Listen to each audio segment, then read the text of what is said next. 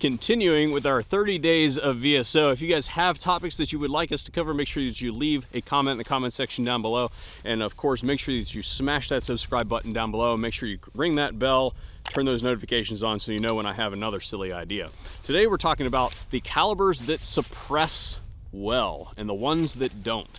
So you guys have to realize that one of the major components of how guns suppress is the operating system. So we're going to try and leave that out of here today. So the gun actually does matter as much as the caliber matters. Now, one of the other major concessions that we need to make to really suppress well is velocity. And calibers that suppress really well are 22 long rifle, 9mm, 300 blackout, and 45 sorta. And actually, 45 ACP, you would think, because of its velocity, ends up being a really good host, but in reality, it's not that way, and it all has to do with the size of the bore relative to the internal dimensions of the can.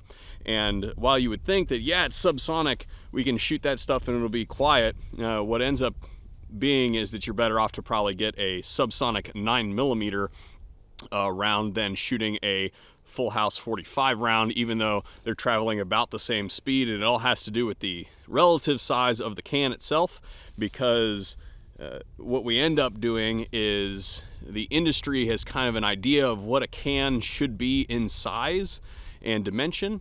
And when you basically cut most of that diameter out by putting a big old hole in the center of it, you end up with less effective volume to do more suppression.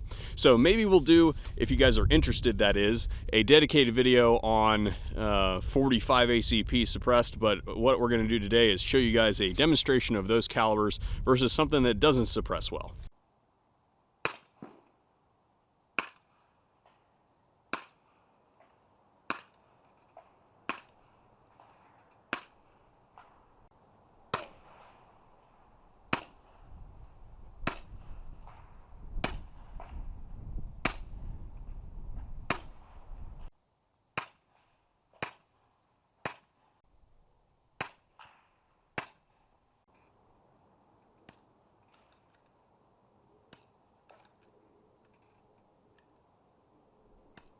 So for instance, a caliber that does not suppress very well is something like 5.56 or 7.62x39, and that's just because most of the time those rounds are traveling very fast. We're talking 2,600 feet per second, 2,400 feet per second, something like that, roughly twice the speed of sound, and they just don't sound very good suppressed. They both have a lot of back pressure too to operate the semi-automatic rifles that they're commonly chambered in.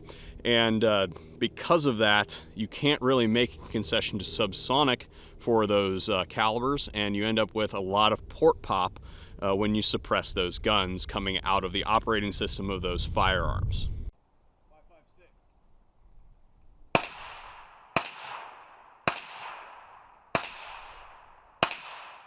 So to put that in perspective, even shooting a supersonic 22 long rifle round, you can see the comparable effect to that of the 5.56 round. You can hear that supersonic crack even though we were just shooting 22 a little bit ago, and it sounded pretty good.